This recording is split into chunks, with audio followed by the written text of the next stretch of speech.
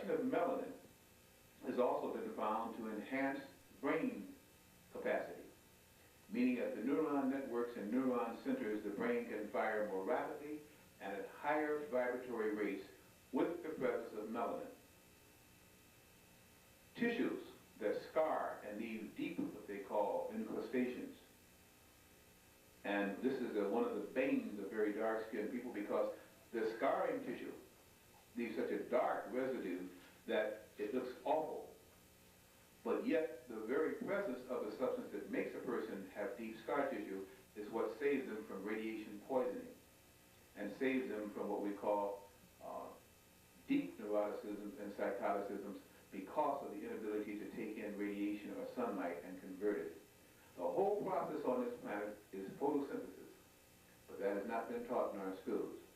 It is the ability of plants to take in light and produce a substance, which we call chlorophyll, and the ability of animals and humans to take in light and convert it in a substance that we call melanin. For anyone living in bands of radiation that we would find around the equator and to intense sunlight, it is a must to secrete melanin. And the more you're exposed to that type of sunlight, and hopefully do not become actinically or ultravioletly burned, you must secrete melanin. And thus comes many diseases that we talk about that are bane or malevolent to what we call Negroid people, and the tanning, which we're finding now is a blessing because of the pretty so-called brown color that comes about. As people have in their RNA, DNA chromosome structure, as they have mixed bloods, or the blood of the black man within their veins, they have sometimes freckles, and that's all a freckle is. Part of the skin trying to produce, and trying, I should say, to utilize the melanin secretion, but not being capable of doing it entirely throughout the epidermal or the outer layer of skin, and therefore they freckle. And you'll notice the freckles deepen under what? Sunlight. It speaks for itself. We have just gotten so hung up and so mixed up, we don't look at the obvious. And you may not agree with the obvious. That is your pleasure.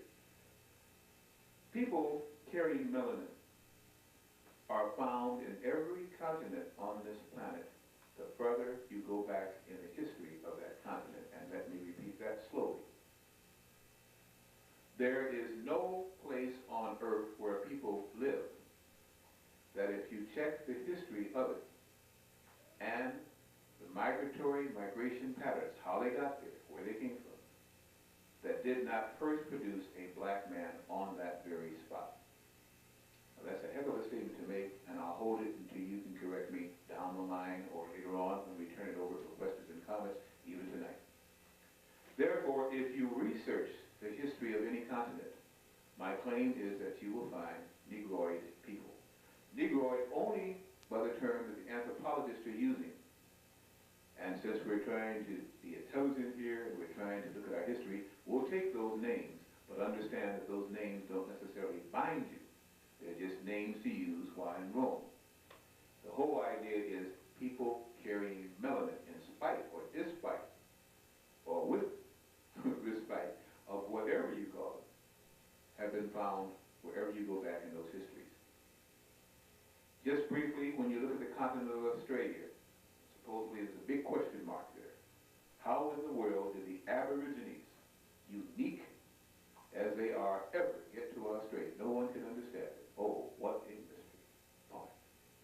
Here is a dark-skinned, blonde-haired people in many cases, straight black hair, going back for 5 and 6 now generations like this.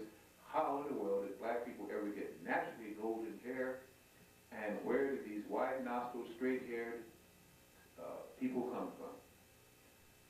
It is not the question, where did these wide-nosed, big-lipped Negroid peoples come from? It was who interrupted their lifestyle to impregnate them with blonde hair. That is your question, not the question, where did they come from? I go back to my basic tenet and premise, which is, again, any continent you go to, the original people that you will find there, if you go back far enough in their history, are dark-skinned people. In fact, the name for them is Negrito.